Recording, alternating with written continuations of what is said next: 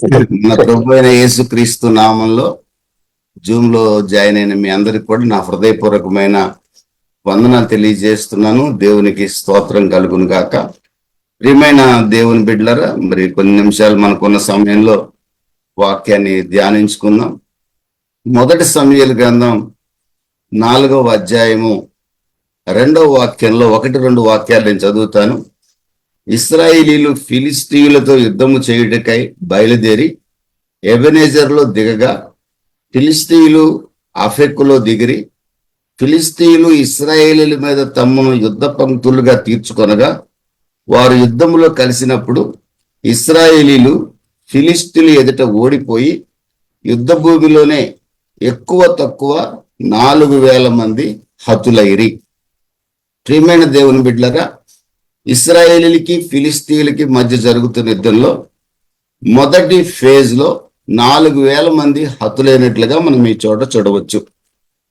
అలాగే అదే 4వ అధ్యాయం 10వ వాక్యాన్ని మనం గమనించినట్లయితే, ఫిలిష్తీయులు యుద్ధము చేయగా ఇశ్రాయేలీలు ఓడిపోయి అందరూ తమ డేరాలకు పరిగెత్తి వచ్చిరి. అప్పుడు అత్యధికమైన వధ జరిగెను. ఇశ్రాయేలీల్లో 30,000 కాల్బలము కూలెను, మరియు దేవుని మందసము పట్టబడెను. ప్రియమైన వారులారా, మొదటి సమూయేలు గ్రంథం 4వ అధ్యాయంలో ఫిలిష్తీయులకి ఇశ్రాయేలీలకి మధ్య యుద్ధం జరిగింది. ఆ యుద్ధంలో ఇంచుమించుగా 34,000 మంది హతులయ్యారు. అయితే మొదటి 4,000 మంది, ఆ తదుపరి 30,000 మంది. అయితే 4,000కి 30,000కి మధ్యలో జరిగిన కార్యం ఏమంటే, ఇశ్రాయేలీలు ఫిలిష్తీయుల చేతిలో ఓడిపోతామని గమనించి షిలోహులో ఉన్న దేవుని యొక్క మందసం, ark of the covenant, acacia వుడ్తో, తుమ్మకర్రతో చేయబడి బంగారు చేత పొదగబడిన, అదేవిధంగా దాని యొక్క లిడ్ మూత అంతా కూడా పూర్తిగా బంగారంతో పోతపోయబడిన మూత కలిగి, కెరూబులు ఒకదానికొకటి ఆపోజిట్ గా ఉన్న కెరూబులు, బంగారుతో చేయబడిన కెరూబులు, వాటి రెక్కలు ఒకదానికొకటి కలుసుకున్నట్లుగా ఉన్న నిబంధన మందసం, ఆర్క్ ఆఫ్ ద కవనెంట్. ఆ నిబంధన మందసంలో కెరూబుల మధ్య నుండి దేవుడు షకీనా మేఘము ద్వారా ఇశ్రాయేల్ ప్రజలతో మాట్లాడే ఆ స్థలం అది. ఆ యొక్క ఆర్క్ ఆఫ్ ద కవనెంట్ కున్న ప్రాముఖ్యత అది. ప్రత్యక్ష గుడారంలో అతి పరిశుద్ధ స్థలంలో ఆర్క్ ఆఫ్ ది కవనెంట్ ఉంటుంది. నిబంధన మందసం చాలా ప్రాముఖ్యమైనది, అతి పరిశుద్ధమైనది. ఎవరంటే వారు నిబంధన మందసం ఉన్న స్థలంలోకి వెళ్ళడానికి లేదు. కేవలం ప్రధాన యాజకుడు సంవత్సరానికి ఒకసారి వెళ్ళి తన పాపముల నిమిత్తము, ఇశ్రాయేలు ప్రజల పాపముల నిమిత్తము ఆ నిబంధన మందసం మీద రక్తాన్ని ప్రోక్షించడం మాత్రమే చేయాలి. దాన్నే యామ్ కిపూర్ అంటారు. సంవత్సరానికి ఒకసారి ఇశ్రాయేలు యొక్క జాతి పాప పరిహారార్థమై సంవత్సరానికి ఒకసారి అతి పరిశుద్ధ స్థలంలోకి ప్రధాన యాజకుడికి ఒక్కడికే వెళ్ళే అధికారం ఉంది. అలాంటి ఆ నిబంధన మందసాన్ని ఇశ్రాయేలీలు ఫిలిష్తీయులతో యుద్ధంలో ఓడిపోతున్నామని గమనించి నిబంధన మందసాన్ని యుద్ధ రంగానికి తీసుకొని వెళ్ళారు. అంటే దాని అర్థం దేవుణ్ణి తమతో తీసుకెళ్తున్నాం కనుక వాళ్ళ ఉద్దేశం ఏంటంటే ఇక విజయం మనదే అనుకున్నారు. విచిత్రమైన విషయం ఏంటంటే, దేవుని యొక్క మందసం యుద్ధ రంగంలోకి వెళ్ళాక వధ ఎక్కువగా జరిగింది. ఇశ్రాయేలీలు ఎక్కువ మంది చనిపోయారు. ఆశ్చర్యమే కదా. దేవుని బిడ్డలము, దేవుడు మనతో అడుగున్నాడు. నా టేబుల్ మీదనే ఇంచుమించు 20,000 రూపాయల బైబిళ్ళు ఉన్నాయి. ఇన్ని ఉన్నప్పటికీ కూడా మన చేతిలో బైబిల్ ఉంటుంది, మనం దేవుని బిడ్డలమని చెప్పుకుంటున్నాం. ఒక్కొక్కసారి ఇద్దరు ముగ్గురు పాస్టర్ల చేత బాప్తిసాలు తీసుకున్న వాళ్ళు కూడా ఉన్నారు. కానీ అయినప్పటికీ కూడా ప్రియమైన దేవుని బిడ్డలారా, ఎందుకు అపజయాల మధ్యలో ఒక క్రైస్తవ కుటుంబం కానీ ఒక వ్యక్తి కానీ జీవిస్తున్నాడు అనే విషయాన్ని కూడా ఈ రోజున ఈ యొక్క సాదృశ్యం ద్వారా మనం జ్ఞాపకం చేసుకునే అవకాశం ఉంది. ఒక వ్యక్తి యొక్క అపజయానికి గల కారణాలను కూడా, ఒక కారణాన్ని, ఇదే కారణం అని కాదు కానీ ఒక కారణాన్ని మనం ఈ చోట గమనించవచ్చు. అదేవిధంగా మొదటి సమూయేలు గ్రంథం 7వ అధ్యాయం 10వ వాక్యంలో మీరు చూస్తే, 7వ అధ్యాయం 10వ వాక్యాన్ని నేను చదువుతాను. అక్కడ రాయబడి ఉన్న మాట, సమూయేలు దహన బలి అర్పించుండగా ఫిలిస్తీయులు యుద్ధము చేయుటకై ఇశ్రాయేలీల మీదికి వచ్చిరి. అయితే యెహోవా ఆ దినమున ఫిలిస్తీయుల మీద మెండుగా ఉరుములు ఉరిమించి వారిని తారుమారు చేయగా వారు ఇశ్రాయేలీల చేత ఓడిపోయిరి. ప్రియమైన దేవుని బిడ్డలరా, 4వ అధ్యాయంలో 34,000 మంది ఇశ్రాయేలీలు వధింపబడ్డారు, ఇశ్రాయేలీలు ఓడిపోయారు. విచిత్రమైన విషయం ఏంటంటే, సిగ్గుపడాల్సిన విషయం ఏంటంటే, దేవుని యొక్క నిబంధన మందసం కూడా, దేవుని సన్నిధికి సాదృశ్యంగా ఉన్న ఆర్క్ ఆఫ్ ద కవనెంట్ కూడా పట్టుబడింది. అంటే ఇంచుమించుగా దేవుని మందిరమే పాడైపోయినట్లు లెక్క. 7వ అధ్యాయంలో నిబంధన మందసము యుద్ధరంగానికి తీసుకొని వెళ్ళాల. నిబంధన మందసము వీరి దగ్గర, వీరి చేతుల్లోకి ఇంకా రాలేదు. అప్పటికి ఇంకా ఒక చోట ఉంది నిబంధన మందసాన్ని, వీళ్ళు తెచ్చుకోలేదు. నిబంధన మందసం వీరి చేతుల్లో లేదు. యుద్ధ రంగంలోకి ఆర్క్ ఆఫ్ ద కవనెంట్ లేదు. కానీ ఈ చోట ఇశ్రాయేలీలు విజయం సాధించారు, ఫిలిస్తీయులు వధింపబడ్డారు.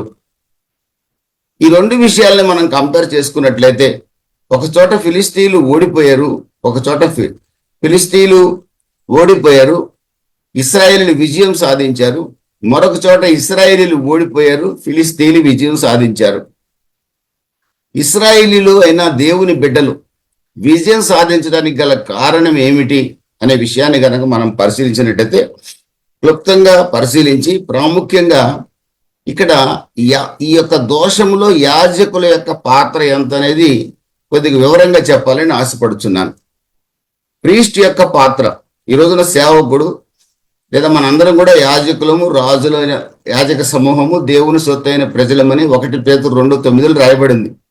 ఈ రోజున విశ్వాసి కూడా యాజకుడే, విశ్వాసి కూడా రాజే, విశ్వాసి కూడా దేవుని సొత్తే. అయినప్పటికీ కూడా ప్రియమైన దేవుని బిడ్డలారా, ఈ యొక్క అపజయంలో, ఒక నేషన్, ఒక జాతి యొక్క అపజయంలో ఒక సేవకుడి యొక్క పాత్ర ఎంత ఉందనేది ఈ రోజున మనం ధ్యానిద్దాం. ఒక సంఘంలోని విశ్వాసుల యొక్క కుటుంబాలు ఆశీర్వాదకరంగా ఉండకపోవడానికి ఆ సంఘ సేవకుడి యొక్క బాధ్యత ఎంత అనేది కూడా ఒకసారి మనం ఆలోచిద్దాం. అదేవిధంగా ఒక సంఘంలో విశ్వాసి ఆత్మీయంగా ఎదగకపోవడానికి ఆ సంఘ సేవకుడి యొక్క బాధ్యత ఏమైనా ఉందా అనేది కూడా మనం పరిశీలిద్దాం. ప్రియమైన దేవుని బిడ్డలారా, ఈ రోజున సేవకులు కూడా కొద్ది మంది ఉన్నారు కనుక సేవకులు కూడా పరిశీలించుకోవాల్సిన అవసరం ఉంది. విశ్వాసులం కూడా ఉన్నాం కనుక ఈ రోజున మన కుటుంబం ఆత్మీయ ఎదుగుదల మన కుటుంబంలో లేకపోవటానికి, లేదా మన కుటుంబంలో దేవుడు అనుగ్రహించిన సమాధానాన్ని మనం అనుభవించలేకపోవడానికి, మన పిల్లల జీవితంలో విజయం సాధించలేకపోవడానికి యజమానుడిగా, యజమానురాలుగా నా బాధ్యత, మీ బాధ్యత ఏమైనా ఉందో పరిశీలించుకోవాల్సిన అవసరం ఉంది. 4వ అధ్యాయంలో ఇశ్రాయేలీ యుద్ధంలో దారుణంగా ఓడిపోయారు. 7వ అధ్యాయంలో ఇశ్రాయేలీలు యుద్ధంలో విజయం సాధించారు. ప్రియమైన దేవుని బిడ్డలారా, ఇక్కడ ప్రాముఖ్యమైన కారణాలు మనం చూసినట్లయితే వీరు విజయం సాధించడానికి మొట్టమొదటిది 7వ అధ్యాయంలో మనం గమనించినట్లయితే వారు సమూయేలు దగ్గరకు వచ్చి అంటున్నారు, 7వ అధ్యాయము 4వ వాక్యంలో, అంతటి ఇశ్రాయేలీలు బయలు దేవతలను, అస్తారోతు దేవతలను తీసివేసి యెహోవాను మాత్రమే సేవించిరి. 8వ వాక్యంలో, మన దేవుడైన యెహోవా ఫిలిస్తీయుల చేతిలో నుండి మమ్మల్ని రక్షించినట్లుగా మా కొరకు ఆయనకు ప్రార్థన చేయటం మానవద్దని సమూయేలు యొద్ద మనవి చేసిరి.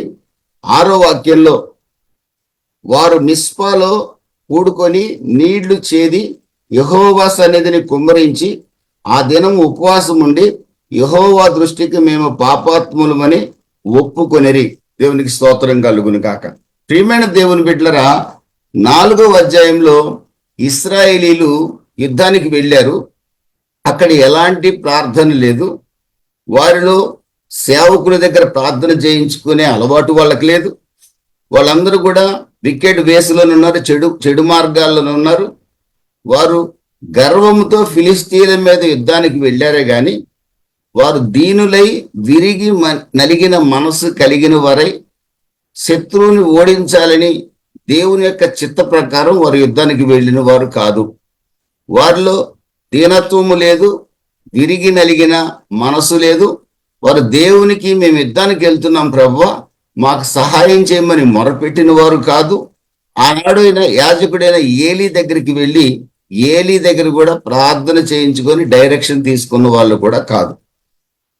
టోటల్ గా వారు కంప్లీట్ గా వారి యొక్క హృదయం ఎలాగుందంటే మేము జయిస్తాము, మేము విజయం సాధించగలమనే ఆలోచనలోనే వాళ్ళు గర్వించి యుద్ధరంగానికి వెళ్ళారు, కానీ వారిలో ఏమాత్రం కూడా దీనత్వం లేదు. అయితే 7వ అధ్యాయంలో వారు దీనులైపోయి సమూయేలు దగ్గరకు వచ్చి మా కొరకు ప్రార్థన చేయటం మానొద్దు, మేము పాపాత్ములము, నువ్వు ఏమి చెప్తే మేము అది వింటాము అంటే సమూయేలు అంటున్నాడు, మీరు యెహోవానే సేవించండి, మీ దగ్గర ఉన్న అన్య దేవతల్ని విసర్జించండి.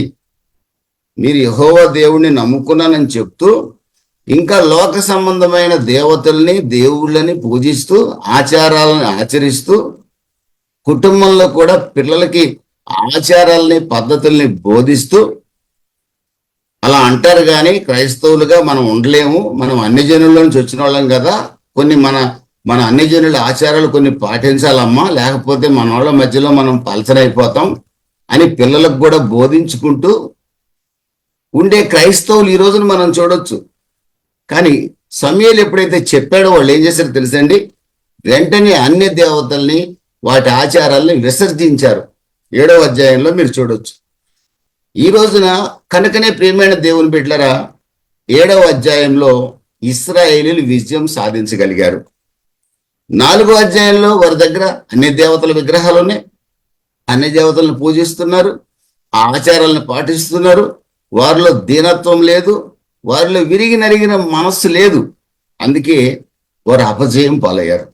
ఈ రోజున ఒక క్రైస్తవులుగా కుటుంబంగా మీరు నేను విజయం సాధించాలంటే, ఒక సేవా జీవితంలో మనం విజయం పొందాలంటే, కీర్తనల గ్రంథం 51:17లో దావీదు ఆయన కోరుకుంటున్నట్లుగా విరిగి నలిగిన మనస్సు దేవునికి ఇష్టమైన బలియాగం. ప్రియమైన దేవుని బిడ్డలరా, దీనత్వంతో ప్రభు దగ్గరకు వచ్చినప్పుడు, విరిగి నలిగిన మనసుతో ప్రభు దగ్గరకు వచ్చినప్పుడు, అన్య ఆచారాలని అన్య దేవతల్ని పరిపూర్ణంగా విసర్జించినప్పుడు మన జీవితాల్లో మనం విజయం సాధించడానికి అవకాశం ఉంటుంది. ఇది ఒక విజయానికి ఒక మెట్టిది. రెండవది, 4వ అధ్యాయంలో వాళ్ళు కేవలము సెల్ఫ్ సెంటర్డ్ అంటే తమ మీదనే ఆధారపడ్డారు. కానీ 7వ అధ్యాయంలో వాళ్ళు గాడ్ సెంటర్డ్ అయ్యారు, అంటే దేవుని మీదనే ఆధారపడటం నేర్చుకున్నారు. 4వ అధ్యాయంలో దైవ సేవకుడు లేదు, దైవ సేవకుడి ప్రార్థన లేదు, షిలోహులోని దేవుని మందిరానికి వెళ్ళి మోకరించి ఏడ్చి ప్రార్థించి యుద్ధానికి వచ్చిన వాళ్ళు కూడా కాదు. ఫిలిస్తీయులతో యుద్ధానికి వెళ్దాం అనుకున్నారు, ఇష్టానుసారంగా ఒక నాయకుడు లేదు, ఒక పద్ధతి లేదు, బయలుదేరారు. దేవుడు తమతో రావడం లేదన్న సంగతి కూడా వాళ్ళకి తెలియదు. పాత నిబంధన కాలంలో మోషే అంటాడు, నీ సన్నిధి నాతో రాని ఎడల నేను బయలుదేరను అన్నాడు. దేవుడు ఎక్కడ ఆగమంటే అక్కడ మోషే గుడారం వేసుకొని ఇశ్రాయేలీలు అక్కడ ఆగిపోయేవాళ్ళు అరణ్యంలో. మరలా షకీనా మేఘము ద్వారా దేవుడు మాట్లాడి మేఘస్తంభం అగ్నిస్తంభం కదిలితేనే మోషే అతనితో ఉన్న లక్షల ఇశ్రాయేలీల సైన్యం కదిలేవాళ్ళు. ఎక్కడ మేఘం ఆగితే అక్కడ ఆగేవాళ్ళు, ఎక్కడ మేఘం కదిలితే అక్కడ కదిలేవాళ్ళు. అది ఎన్ని నెలలైనా ఎన్ని సంవత్సరాలైనా. ఒకరోజు దేవుడు అంటాడు, ఈ ప్రజల్ని నేను భరించలేకపోతున్నాను, ఈ ప్రజల్ని సర్వనాశనం చేయాలనుకుంటున్నాను అన్నాడు దేవుడు మోషేతో. మోషే పశ్చాత్తాపడి ఆ ప్రజల నిమిత్తం ఏడుస్తూ అంటున్నాడు, నీ సన్నిధి నాకు తోడు రాని ఎడల నేను ప్రయాణం చేయలేను, ఈ ప్రజలను నడిపించలేను అన్నాడు. అంటే టోటల్ గా ఇశ్రాయేలీల అరణ్య యాత్రలో మోషే దేవుని మీదనే ఆధారపడ్డాడు. గాడ్ సెంటర్డ్ లైఫే జీవించాడు. ఆయన దేవుని కేంద్రీకృతమైన జీవితాన్ని జీవించాడు, దేవుని మీదనే మనస్సు నిలిపాడు. యెషయా గ్రంథం 26:3లో ఎవరి మనస్సు నీ మీద ఆధారపడునో వాని పూర్ణ శాంతి గలవానిగా కాపాడదు అని రాయబడింది. దేవుని మీదనే ఆధారపడే క్రైస్తవ కుటుంబం పూర్ణ శాంతిని అనుభవిస్తుంది. నాకు లోకము కావాలి, దేవుడు కావాలని లోకంలో సగం దేవునిలో సగం ఉండే కుటుంబం ఖచ్చితంగా ఆ కుటుంబం సంధి కాలంలోనే ఉంటుంది, సందిగ్ధావస్థలోనే ఉంటుంది, క్లిష్ట పరిస్థితులు ఎదుర్కొంటుంది. ఒకవేళ దేవుడి మీద ఆధారపడ్డప్పుడు కూడా సంపూర్ణంగా దేవుని మీద ఆధారపడ్డ సమస్యలు వస్తాయి, కానీ ఆ సమస్యల్లో కూడా దేవుడు నిలబడేటట్లుగా చేస్తాడు, శక్తినిస్తాడు. దేవునికి స్తోత్రం కలుగును కాక. ప్రియమైన దేవుని బిడ్డలారా, లోకంలో సంపూర్ణంగా ఉన్నవారు కూడా సంతోషంగా ఉన్నవాళ్ళు ఉన్నారు. వాళ్ళని చూసి ఒకవేళ వీలైతే మనం లోకంలోకి వెళ్ళిపోతే మంచిదే, కానీ లోకంలో దేవునిలో రెండిట్లో మాత్రం ఉండొద్దు. కారణం నిత్య రాజ్యాన్ని కోల్పోయే అవకాశం ఉంది. ప్రియమైన దేవుని బిడ్డలారా, సామెతల గ్రంథం 3వ అధ్యాయం 5-6 వాక్యాలు మీరు చదివితే మన స్వబుద్ధిని ఆధారం చేసుకోకుండా యెహోవా మీదనే ఆధారపడినప్పుడు తప్పనిసరిగా ఆయన మన మార్గాలు సరళం చేసే బాధ్యత ఆయన తీసుకుంటాడు. ఆ రోజున 4వ అధ్యాయంలో వీరు సెల్ఫ్ సెంటర్డ్ లైఫ్ జీవిస్తున్నారు. అంటే తాము, తమ శక్తి, తమ యుక్తి, తమ యొక్క సామర్థ్యంతో యుద్ధంకి వెళ్ళి విజయం సాధించగలం అనుకున్నారు. కానీ వాళ్ళు ఫెయిల్ అయ్యారు, శాపగ్రస్తులయ్యారు. ఇర్మియా భక్తుడు అదే చెప్తున్నాడు 17వ అధ్యాయం 5వ వాక్యంలో, నరులని తనకు ఆధారంగా చేసుకొని యెహోవా మీద నుండి మనసు తొలగించుకుని వాడు శాపగ్రస్తుడు.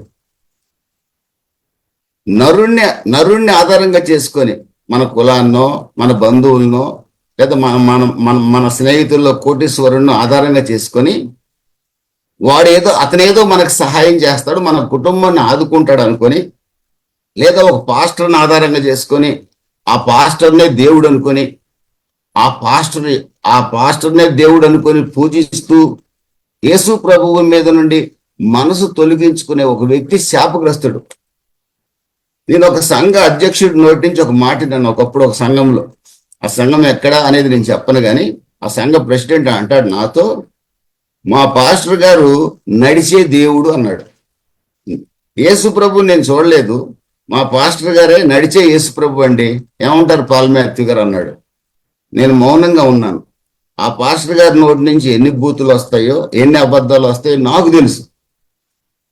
నేను అనుకున్నాను, సేవకుడు అంటే గౌరవం ఉండటం మంచిదే, కానీ సేవకుడు దేవుడు కాదన్న సంగతి ఈ బుద్ధిహీనుడికి తెలియట్లేదే అని బాధపడ్డాను. ఆ తర్వాత ఆ సేవకుడు సంఘం నుంచి వెళ్ళిపోయాడు, ఆ సేవకుడు గందరగోళం అయిపోయాడు, అది వేరే విషయం. ప్రియమైన దేవుని బిడ్డలారా, అది సేవకుడైనా, విశ్వాసైనా, మన బంధువైనా, మన కుటుంబమైనా, మనం ఆధారపడాల్సింది ఎప్పుడు కూడా దేవుని మీదనే ఆధారపడితే విజయం సాధించగలుగుతాం. శరీరుల మీద మనసు నిలిపితే అపజయాలు పాలవుతాం. ఇశ్రాయేలీయులు 4వ అధ్యాయంలో అపజయాలు పాలు కావడం కారణం వారు తమను తాము నమ్ముకున్నారు.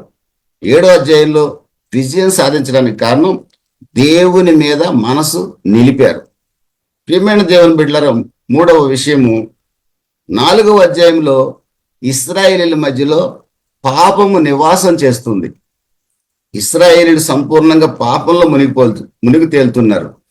వాళ్ళు మాత్రమే కాదండి, ప్రధాన యాజకుడైన ఏలీ కూడా అంతంత మాత్రమే. అతని కుమారులు ఉన్నారే, ఓఫ్ని, ఫీనెహాస్ అని. ఒకడి పేరేమో బాక్సర్ అని అర్థం ఒకడి పేరుకి, ఒకని పేరుకేమో ఇత్తడి ముఖం గలవాడు అని అర్థం, అంటే కఠినుడు అని అర్థం. ఓఫ్ని, ఫీనెహాస్ ఇద్దరు పేర్లకి. ఒకడేమో కుస్తీ పోటీ పట్టేవాడికి అని అర్థం, వాడి పేరు అర్థం, అతని పేరు అర్థం బాక్సర్. మరొకని పేరుకి అర్థమేమో ఇత్తడి ముఖం, అంటే కఠినమైన ముఖం కలిగిన వాడు అని అర్థం. వాళ్ళ పేర్ల అర్థాలు కూడా అలాగే ఉన్నాయి, వాళ్ళు కూడా అలాంటి దుర్మార్గులే. ప్రియమైన దేవుని బిడ్డలారా, ప్రజలలో పరిశుద్ధత లేదు.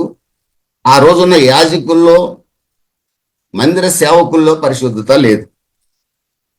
విత్ సిన్నే వాళ్ళు యుద్ధరంగంలోకి ఎంటర్ అయ్యారు.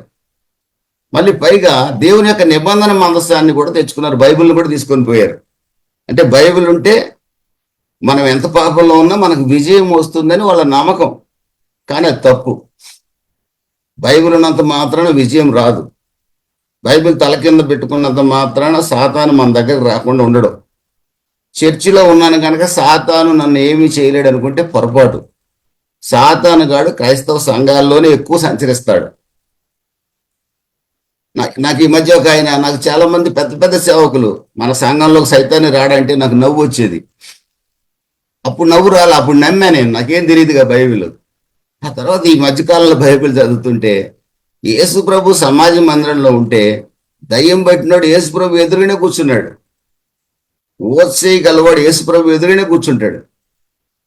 ఈ రోజుల్లో అయితే క్రైస్తవ సంఘాల్లో సాతానుగాడు పులిపెట్టి మీదనే ఉంటాడు, కింద కూడా ఉన్నాడు. కారణం ఏంటంటే లోకము ఈ రోజున సంఘాల్లో ఎక్కువైపోయింది. న్యాయాధిపతుల గ్రంథం 17వ అధ్యాయం 6వ వాక్యంలో జనులట ఇష్టానుసారంగా బతుకుతున్నారంట ఆ రోజుల్లో ఇశ్రాయేలీలు. 21:25లో కూడా ఇశ్రాయేలీలు వాళ్ళ దృష్టికి ఏదనుకుంటే చేస్తున్నారంటండి. వాళ్ళు ఏ చేయాలనుకుంటుంది, వాళ్ళకి అడ్డు అదుపు ఏమీ లేదు. పదాజ్ఞలు లేవు, పదాజ్ఞలు పాటించే మనసు లేదు.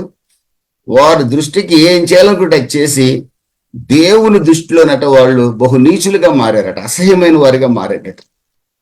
అప్పుడు దేవుడు ఏం చేశాడు, వాళ్ళని శత్రువులకు అప్పగించాడు. మరలా దేవుడు దయాళుడు కనుక మరలా ఆయన సన్నిధిలో ఏడ్చేవాళ్ళు. న్యాయాధిపతుల గ్రంథంలో మరలా ఒక న్యాయాధిపతిని నియమించి దేవుడు శత్రువుల నుంచి వారిని విడిపించేవాడు. కొంతకాలం ప్రభువా నువ్వే మాకు దిక్కు, నువ్వే మా దేవుడు అని ఏడ్చి ఏడ్చి దేవుడికి ఇష్టంగా ఒక 10 ఏళ్ళు 20 ఏళ్ళు బతికేవాళ్ళు. మరలా పాపం చేసి మరలా శత్రువుల చేతికి అప్పగించబడేవాళ్ళు. ఇది ఆనాటి ఇశ్రాయేలీల జీవితం. ఈ రోజున మన జీవితం అలా ఉండకూడదు. నాగటమే చేయి పెట్టాం, వెను తిరిగి చూడకుండా ఉంటే చాలా మంచిది. వెను తిరిగి చూసిన లోతు భార్య ఉప్పు సంబంధమైన సంగతి మనకు బాగా తెలుసు. వెను తిరిగి చూసిన అనేక మంది పతనమైన సంగతిని మనం చూస్తున్నాం. ప్రియమైన దేవుని బిడ్డలారా, మనం ముందుకే సాగాలి కానీ వెనక్కి చూసే వరకు ఉండకూడదు. బైబిల్ అంటుంది ఫిలిప్పి 3:13లో వెనుకున్న వాటిని మరవండి అంటుంది. కీర్తనల గ్రంథం చెప్తుంది, నా కుమారి నీ తండ్రి ఇంటిని నీ స్వజనులను మరుము అంటుంది. మనం మర్చిపోవటం అంటే అర్థం మన తండ్రి ఇంటి వాళ్ళతో బంధుత్వం ఉండకూడదని కాదు. ఆచారాలు ఆ పద్ధతుల్ని విడిచిపెట్టేయాలి. ఇక ప్రభువు నమ్ముకున్నాం, ఇక ముందుకు సాగాల్సిందే. మనం ఇంక వాటిలో నివసించే అవకాశం మనకి లేదు. కానీ ప్రియమైన దేవుని బిడ్డలారా, ఆ రోజున ఇశ్రాయేలీలు యుద్ధరంగంలోకి పాపంతోనే వెళ్ళారు. 7వ అధ్యాయంలో ఇశ్రాయేలీలు 1 సమూయేలు గ్రంథం 7వ అధ్యాయము 6-8 వాక్యాల్లో తమ పాపాన్ని ఒప్పుకొని పశ్చాత్తాపడ్డారు. అంటే పాపం విషయమై పశ్చాత్తాపడి యుద్ధ రంగంలోకి వెళ్ళారు గనక విజయం సాధించారు. మనకు బాగా తెలుసు కదండి, 66వ కీర్తనలో మన హృదయంలో పాపం లక్ష్యం చేసిన యెడల దేవుడు మన మనవి వినడు. అయితే ప్రియమైన దేవుని బిడ్డలారా, అతిక్రమాలు ఒప్పుకొని విడిచిపెడితే తప్పనిసరిగా దేవుడు మనల్ని క్షమించి మన మనవి ఆలకిస్తాడు. ఇశ్రాయేలీలు 7వ అధ్యాయంలో ఈ పని చేశారు. పాపాన్ని ఒప్పుకొని విడిచిపెట్టి సమూయేలు దగ్గరకు వచ్చి బతిమలాడారు, మా కొరకు ప్రార్థన చేయమని. విజయం సాధించారు. 4వ అధ్యాయంలో పాపంతోనే యుద్ధరంగానికి వెళ్ళారు. పాపం హృదయంలో ఉంటే దేవుడు బైబిల్ చేతిలో ఉన్న నిబంధన మనసం మన మధ్యలో ఉన్న మన ప్రార్థన ఆలకించడు. మనసం చుట్టూ బైబిల్ ఉన్నా కూడా పాపం హృదయంలో ఉంటే దేవుడు మన ప్రార్థన ఆలకించడు. మనం రోజుకి 5 గంటలు వాక్యం చదివినా పాపం మన హృదయంలో ఉంటే దేవుడు మనం ఆలకించడు. సింపుల్. దానికి రెమెడీ ఏంటంటే పశ్చాత్తాపడడం ఒకటే మార్గం. ప్రియమైన దేవుని బిడ్డలారా, పశ్చాత్తాపంతో 7వ అధ్యాయంలో యుద్ధానికి వెళ్ళారు కనుక విజయం సాధించారు. 4వది, వీళ్ళ అపజయానికి గల కారణం 4వ అధ్యాయంలో కరప్ట్ ప్రీస్ట్స్, అంటే చెడుతనము కలిగిన యాజకులు. చెడిపోయిన యాజకులు ఉన్నారు ఆ రోజున ఇశ్రాయేల్లో. ఆ చెడిపోయిన యాజకులు యొక్క విషయం మీకు బాగా తెలిసిందే. ఇర్మియా భక్తుడు అంటాడు, 23వ అధ్యాయం 11వ వాక్యం మీరు చదువుకుంటే, యాజకులు సంపూర్ణంగా చెడిపోయి ఉన్నారు కనుకనే యూదా జాతి మీదకి దేవుడు బబులోను వారిని పంపించాడు. యాజకులు కనుక నిజమైన యాజకులే ఉండి ఉంటే వాళ్ళు ప్రకటించేవాళ్ళు, సంపూర్ణంగా ప్రకటిస్తే ప్రజల్లో కొంతైనా మారు మనసు కలిగి ఉండేది. కానీ ఇర్మియా లాంటి భక్తులు ఆ రోజున చాలా తక్కువ మంది ఉన్నారు. రాజుని సపోర్ట్ చేసి మాయ మాటలు చెప్పేవాళ్ళు ఎక్కువ మంది ఉన్నారు. అందుకనే దేవుడు ఒక రోజున యాజకులు అంటేనే దేవునికి అసహ్యం కలిగింది. సేవకుడు అంటేనే నీ యాజకుల యొక్క చెడుతనం వల్లే నేను యూదాను శిక్షించబోచున్నాను అంటున్నాడు. రిమైండ్ దేవుని బిడ్డలారా, మొదటి సమూయేలు గ్రంథం మనం చదువుకుంటున్న గ్రంథంలో 2వ అధ్యాయము 15వ వాక్యంలో మీరు చూస్తే ఏలి యొక్క కుమారులు దేవుని మందిరానికి వచ్చిన స్త్రీలతో 22వ వాక్యం చూస్తే 2వ అధ్యాయం 22, గుడార ద్వారము దగ్గర సేవ చేయుటకు వచ్చిన స్త్రీలతో శయనించేవారట. దేవుని మందిరానికి వచ్చిన స్త్రీలను అపవిత్రపరిచేవాళ్ళట ఒక యాజకుని యొక్క కుమారులు, దుర్మార్గులు. రిమైన్ దేవుని బిడ్డలారా, 2వ అధ్యాయం 15వ వాక్యంలో అక్కడ సమాధాన బలి అర్పించడానికి ఫెలోషిప్ ఆఫరింగ్, సహవాసంలో ఉన్నామన్న దానికి గుర్తుగా సంవత్సరానికి ఒకసారి ఇశ్రాయేలీలందరూ కూడా షిలోహులోని దేవుని మందిరానికి వచ్చేవాళ్ళు. అలాగే ఈ హన్నా, పెనిన్నా, ఎల్కానా కూడా వచ్చేవారు, అది వేరే స్టోరీ. ఇశ్రాయేలీలందరూ వస్తే ఆ ఫెలోషిప్ ఆఫరింగ్ అర్పించిన తర్వాత అందులో మొదటి భాగం 3 భాగాలు చేసేవాళ్ళు. మొదటి భాగం దేవునికి ఇవ్వాలి, అంటే దేవుని దగ్గర అది దహనం చేయాలి. 2వ భాగాన్ని యాజకుడికి ఇస్తారు. 3వ భాగము అర్పణ ఎవరైతే తెస్తారో ఆ కుటుంబం అంతా కలిసి భోజనం చేయాలి. అక్కడే ఆ మందిరం దగ్గరే, ఆ సరౌండింగ్స్ లోనే భోజనం చేయాలి. ఆ మాంసం ఉడికిస్తుండగా మొదటి భాగం దేవునికి, 2వ భాగం యాజకుడికి, 3వ భాగం ఆరాధకుడికి, అంటే ఎవరైతే ఆరాధనకు వచ్చారో వాళ్ళకి.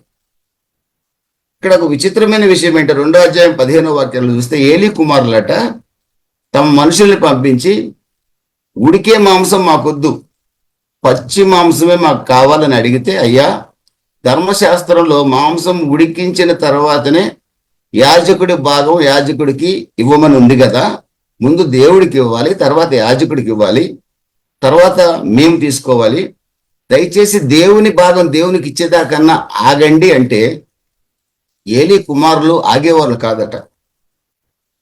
మాకు మొట్టమొదటి భాగం మాకు కావాలి, అసలు ఉడికే మాంసం మాకొద్దు. ఇది ధర్మశాస్త్రానికి విరుద్ధం. ఏలీ తన కుమారులు ఏ విధంగా పెంచాడో ఒకసారి ఆలోచించండి. ప్రియమైన దేవుని బిడ్డలారా, అంటే ఆ చోట మనం గమనిస్తే దేవుని కంటే కూడా మేము ఎక్కువ అనే భావన వాళ్ళలో ఉంది. 2వది, వాళ్ళు ఎందుకు పచ్చి మాంసం తీసుకున్నారు అని అంటే వాళ్ళు అనుకున్నట్టుగా మసాలాలు వేసుకొని వండుకోవడానికి కావచ్చు, నెంబర్ 1. నెంబర్ 2, ఎంత తింటారండి? కొన్ని లక్షల మంది ఇశ్రాయేలీలు వస్తారు. ఒకవేళ అక్కడే మాంసం బిజినెస్ కూడా పెట్టి ఉండొచ్చు. ఏలీ కుమారులు దేవుని మందిర ప్రాంగణంలో వ్యాపారం చేస్తూ కూడా ఉండొచ్చు. ఏది ఏమైనా ఈ 2వ అధ్యాయం 15వ వాక్యం దేవుని మహిమను వీరు దొంగిలించినట్లుగా మనం చూడొచ్చు. 10 ఆజ్ఞల్లో మొదటి ఆజ్ఞ, నన్ను మహిమపరచండి, నన్ను ఆరాధించండి, పూర్ణ మనసుతో పూర్ణ హృదయంతో నాకు ఘనతనివ్వండి అని చెప్తే మొదటి ఆజ్ఞనే వీళ్ళు ఉల్లంఘించారు. దేవుని మహిమను వీళ్ళు దొంగిలించారు. 2వది, వ్యభిచరించకూడదని ధర్మశాస్త్రం చెప్తుంటే దేవుని మందిరానికి వచ్చిన స్త్రీలతో వీళ్ళు శయనిస్తున్నారు. ప్రియమైన దేవుని బిడ్డలారా, దుర్మార్గులైన యాజకులు ఆ రోజు ఉన్నారు, ఈ రోజు కూడా ఉన్నారు. మీరంతా ఫేస్బుక్, యూట్యూబ్లో చూస్తూనే ఉన్నారు. నాకు చూడాలంటే కొద్దిగా ఇబ్బంది ఉండి వాటిని గురించి పట్టించుకోను. కానీ దేవుని నామం ఎంతగా అవమానం పాలవుతుందంటే, ఆ రోజు అవమానం పాలైంది, ఈ రోజు అవమానం పాలవుతుంది. అందుకే ఈ రోజున క్రైస్తవుడు ఓటమి బాటలో పయనిస్తున్నాడు. విజయం సాధించే బాటలో పయనించకుండా ఈ రోజున ఓడిపోయే స్థితిలో, ఆత్మీయంగా అన్ని విధాలుగా ఓడిపోయే స్థితిలో క్రైస్తవుడు బ్రతుకుతున్నాడు. కారణం ఏమిటంటే వికెడ్నెస్ ఆఫ్ ది ప్రీస్ట్స్, యాజకుల యొక్క పాపం. ఆ రోజు యాజకులు అంటే ఈరోజు సేవకులు, ఈరోజు విశ్వాసులు, ఈరోజు సువార్థికులు, ఈరోజు అపోస్తలులు. పేర్లు చాలా పెద్ద పేర్లు ఉంటాయి, కానీ లోకం, పాపం, ధనాపేక్ష, రకరకాల ఆశలతో బతుకుతున్న పరిస్థితి సమాజంలో ఉందండి. కానీ మన ప్రభు అయిన యేసుక్రీస్తు ఎవరో తెలుసండి?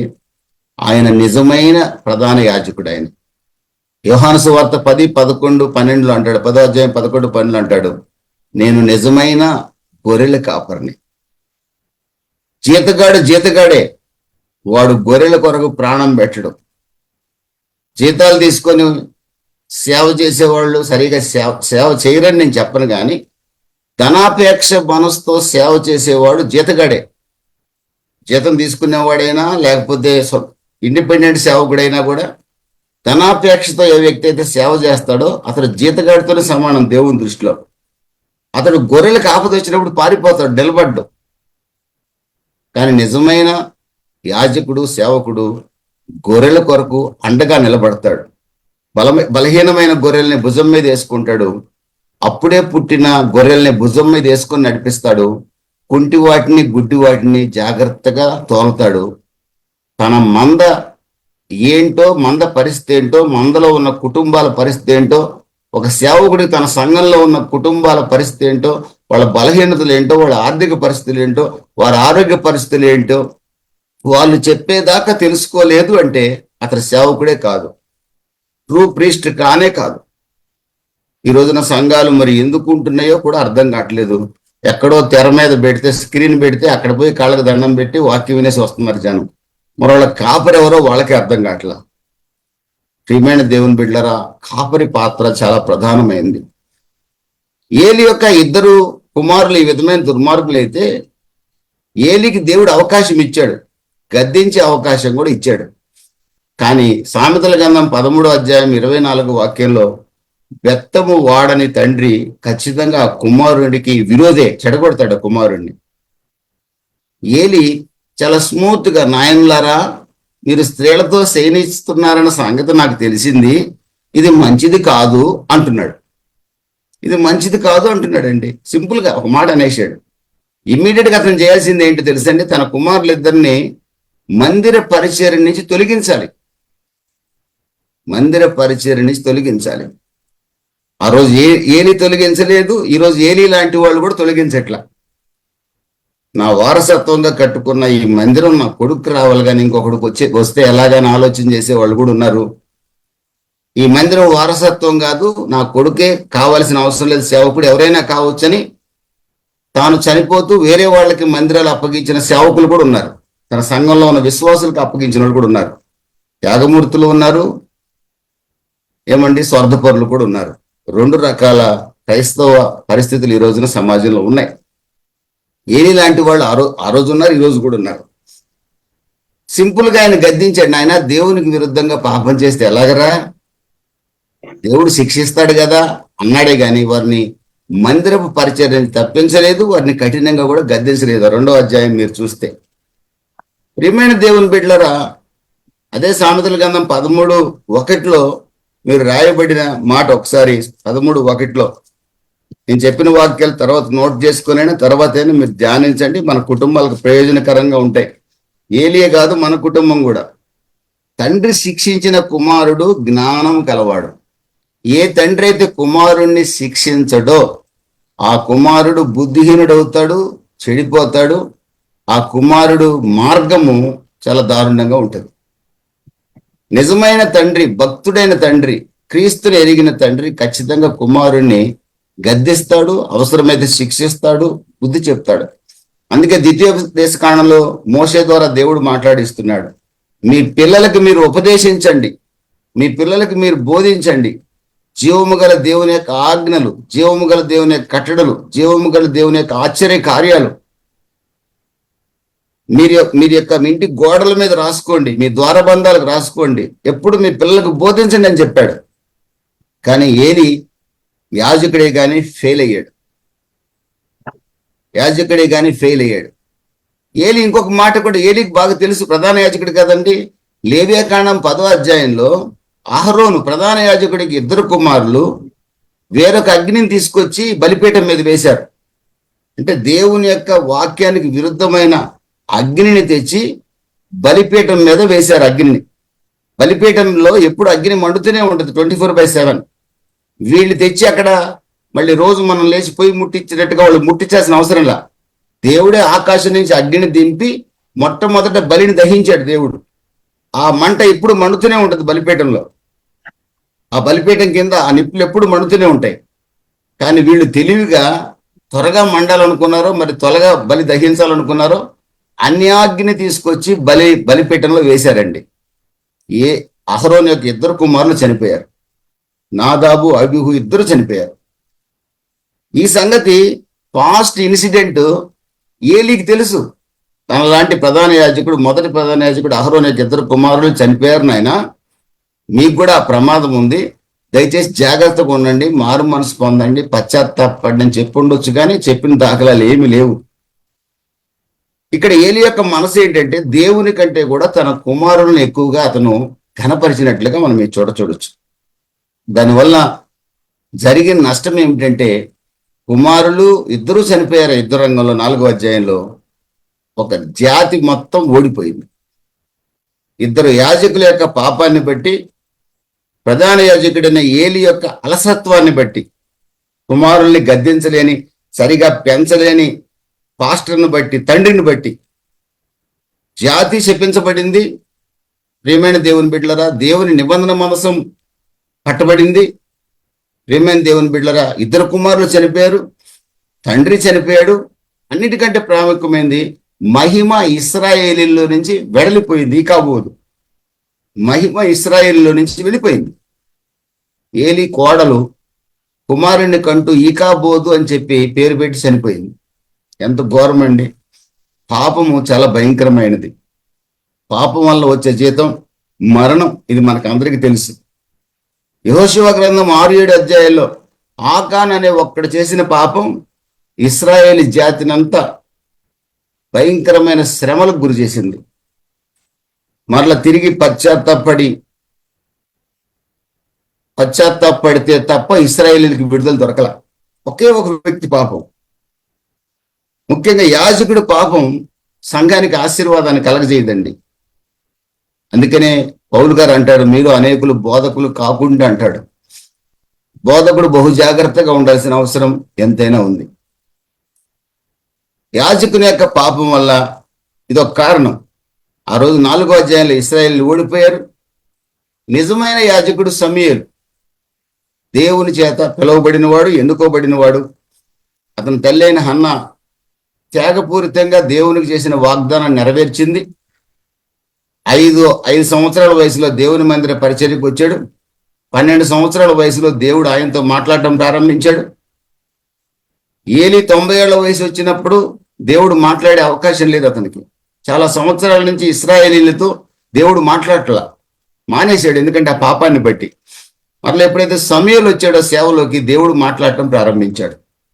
సమూయేలుని పిలిచి, ముమ్మారు పిలిచి ఇశ్రాయేలీల్లో తాను చేయబోయే కార్యాన్ని దేవుడు వివరించినట్లుగా మనం చూడొచ్చు. 7వ అధ్యాయంలో నిజమైన సేవకుడు, 4వ అధ్యాయంలో దుర్మార్గులైన సేవకులు. దుర్మార్గులైన సేవకులు ఉన్న చోట అపజయం, దేవుని కొరకు జీవించే సేవకుడు ఉన్న చోట, దేవుని కొరకు జీవించే సేవకుడు ప్రార్థన చేసే చోట విజయం కలుగుతుంది. కనుకనే ఆ మందిరం బాగా అందంగా ఉంది, ఈ మందిరం బాగా అందంగా ఉంది, ఆ మందిరంలో చాలా సౌకర్యాలు ఉన్నాయి. సౌకర్యాలు కాదని చూడాల్సింది, అక్కడ ప్రార్థనాపరుడైన సేవకుడు ఉన్నాడా, వాక్యాన్ని, సత్యవాక్యాన్ని సరిగా బోధించే సేవకుడు ఉన్నాడా, చాలా ఇంపార్టెంట్ అండి, చాలా ఇంపార్టెంట్. ప్రియమైన దేవుని బిడ్డలరా, మీరు వెళ్ళే మందిరాల్లో తప్పనిసరిగా సరైన వాక్యాన్ని బోధించే సేవకుడు ఉన్నాడని నేను నమ్ముతున్నాను. అపోస్తలుడైన పేతురు సేవకు పిలువబడ్డాడు. అతనిలో కొన్ని ఫ్లాస్ ఉన్నాయి. అపోస్తలుల కార్యాలు 10వ అధ్యాయంలో అన్ని జనుల ఇంటికి అతను వెళ్ళడానికి ఇష్టపడలా. యూదులకు మధ్యనే సువార్త ప్రకటించాలనుకున్నాడు ఆయన. కానీ 10వ అధ్యాయంలో దర్శనం ద్వారా దేవుడు మాట్లాడితే 10:36లో యేసుక్రీస్తు అందరికీ ప్రభు అని కొర్నేలి ఇంటికి వెళ్ళి ప్రకటించాడు. గలతీ 2వ అధ్యాయం 7-8 వాక్యాల్లో యాకోబు దగ్గర నుంచి కొందరు వస్తే అన్ని జనులతో భోజనం చేసేవాడల్లా వెనక్కి వెళ్ళాడు. అన్ని జనులు వారి దృష్టిలో అంటరాని వారు. అక్కడ పౌలు గారు ఆయన్ని గద్దించాడు, పేతురుని. అక్కడ కూడా పేతురు మరలా తిరిగి పశ్చాత్తాపడ్డాడు. ఫైనల్గా ఆయన అంటున్నాడు 1 పేతురు 5:10లో, మనకి ఇప్పుడు వచ్చే శ్రమలు కొంచెం కాలమే, భరిద్దాం, మన కొరకు గొప్ప మహిమ సిద్ధంగా ఉందని చెప్తున్నాడు. ఉంటాయి, ప్రతి సేవకుల్లో లోపాలు ఉంటాయి, ప్రతి విశ్వాసుల లోపాలు ఉంటాయి. కానీ ఎప్పటికప్పుడు పశ్చాత్తాపడుతూ ఫైనల్ గా మన నోట రావాల్సిన మాట ఏంటో తెలుసండి, మనం ఇప్పుడు అనుభవించే శ్రమలు చాలా తక్కువ, దేవుని మహిమ మన కొరకు ఎదురు చూస్తుంది. సిద్ధపడే మార్గంలో ఉండాలండి. ఎప్పటికప్పుడు ఆ బలహీనతల్లోనే కొనసాగుతూ నేను సేవ చేస్తున్నాను అనుకుంటే 4 రూపాయలు సంపాదించవచ్చేమో కానీ దానివల్ల ప్రయోజనం ఏమి ఉండదండి. నువ్వు ఎక్కడుంటావో అక్కడ అపజయమే ఉంటుంది. నీ కుటుంబంలో అపజయం, నీ సంఘంలో అపజయం. ధనం సంపాదించుకుని వచ్చిన ప్రయోజనం లేదు. ప్రియమైన దేవుని బిడ్డలారా, అపోస్తులైన పౌలు సేవ చేశాడు, దేవునికి స్తోత్రం కలుగును గాక. వారి అపోస్తులైన పౌలు బర్నబాల జీవితంలో కూడా వివాదం వచ్చింది. అపోస్తుల కార్యాలు 15వ అధ్యాయం 39వ వాక్యంలో. అయినప్పుడు కూడా సరి చేసుకున్నారు, మంచి పోరాటం పోరాడి తమ పరుగుని కడముట్టించారు. దేవునికి స్తోత్రం కలుగును కాక. ప్రియమైన దేవుని బిడ్డలారా, ఇశ్రాయేలీలు 4వ అధ్యాయంలో అపజయానికి గల కారణాలు ఏంటో, విజయానికి గల కారణాలు ఏంటో మనం నేర్చుకున్నాం. ఈ విజయం పొందటానికి కలిగిన ఆ కారణాలని మనం గనక వారు విజయం సాధించడానికి ఏమిటి ముఖ్యాంశాలని వాటిని పరిశీలించి ఆ ప్రకారంగా మనం జీవించగలిగితే మన యొక్క విశ్వాస జీవితంలో ఖచ్చితంగా మనం విజయ పదంలోకి ముందుకు సాగగలుగుతాం. మొట్టమొదటిది, మనలో విరిగి నలిగిన మనస్సు, దీనత్వం ఉండాలి.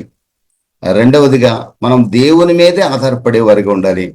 మూడవదిగా పాపానికి మనం ఎక్కడ చోటు ఇవ్వకూడదు. పాపము ఉంది అంటే వెంటనే పశ్చాత్తాపడగలగాలి. నాలుగవది, మనము నమ్మకమైన యజమానురాలుగా, ప్రీస్ట్ అంటే మీరు నేనే, నమ్మకమైన యజమానురాలుగా మన కుటుంబంలో మనం బ్రతకాలి.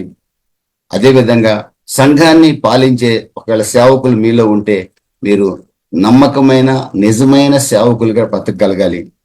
అప్పుడే విజయం సాధించగలుగుతాం. ఐదవది, దేవుడు మనకిచ్చిన బిడ్డలనైనా, దేవుడు మనకిచ్చిన సంఘాన్నైనా గద్దించి, బుద్ధి చెప్పి, ఆదరించి పెంచగలగాలి.